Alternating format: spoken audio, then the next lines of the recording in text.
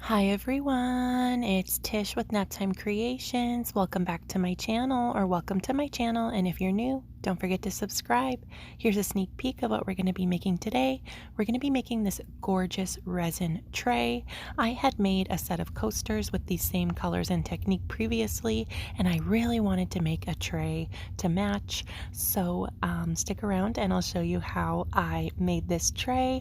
And if you missed the video of the coasters that inspired this tray, be sure to go check that video out. I'll link it down below.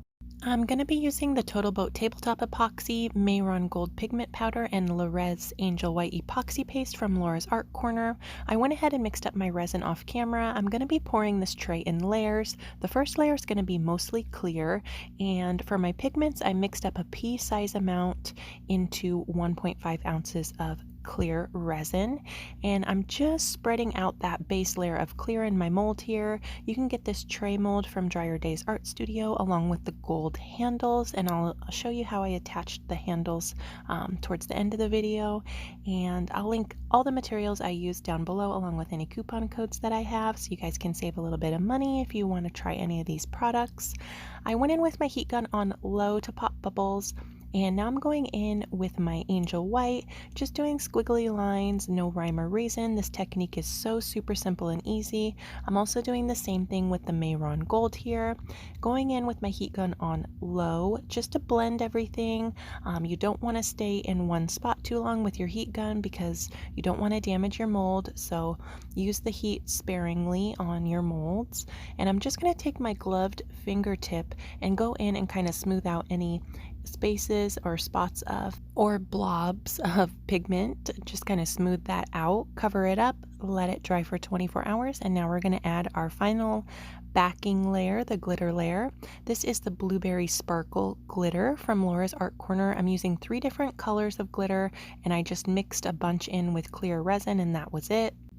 Now I'm going to go in with Snowdrift, also from Laura's Art Corner, and the last glitter I'm going to use is Fairy Forest Sparkler Glitter from Dryer Days Art Studio. I'm going to hit it with my heat gun on low to pop bubbles, cover it up, let it dry for 24 hours, and then here's how it turned out. I demolded it, turned out really nice. I absolutely love that Mayron Gold. It's so pretty, and the Blueberry Sparkle glitter is just gorgeous. So now what I'm going to do is paint the back with some liquid latex. That's going to prevent resin drips when you do your clear top coat and attach the handles. The next day after your top coat's dry, the liquid latex peels off the back of your piece along with any resin drips that may be on the back of your tray or coaster or whatever you're top coating. And I have a tutorial showing how to do that step by step. I'll link it down below as well.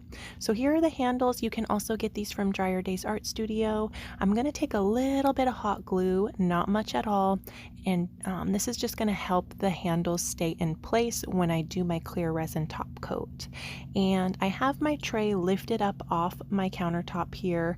I've got it lifted up on 4 cups. You always want to make sure your piece is raised up off of your workstation, and you want to cover your countertop with wax paper so you don't get any resin on there. I'm going in with my clear resin, and I'm just going to smooth that around. You want to make sure you do not get resin on your tray handles. I got a little bit of resin on one of the tray handles here, and I was so bummed the next day because once it's on there, there's not a whole lot you can do unless you want to clear coat the entire tray handle with clear resin. Now I'm going in with my heat gun on high to really heat up that resin, and that will help me kind of move it around so I can make sure everything is nice and covered on the top and sides. Once I make sure everything's all good and I don't have any dry spots on my tray, cover it up, let it dry for 24 hours, go in and peel the liquid latex off the back, and here's how it turned out. I think it turned out really pretty. This technique is so much fun, and it's great for beginners. It's super simple and easy. Let me know what you guys think of this one down in the comments. Thank you so much for watching. I hope you liked this video. If you did, leave me a like. Hit that thumbs up button.